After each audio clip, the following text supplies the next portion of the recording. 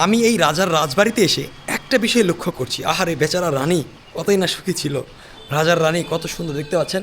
এই ফ্লোর থেকে যে দেখতে পাচ্ছেন, এই ফ্লোর থেকে উপরের যেই মানে আপনার ফ্লোরটা, সিলিংটা, এটা মিনিমাম আপনার 20 ফিটের উপর হবে উচ্চতা।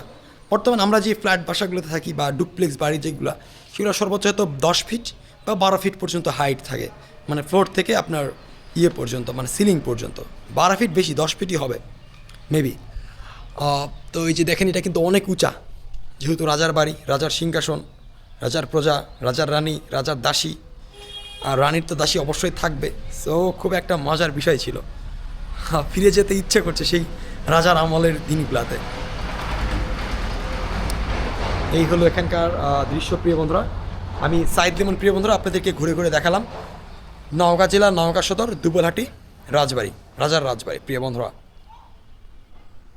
চলুন আপনাদেরকে আরেকটু দেখাই কী কী আছে।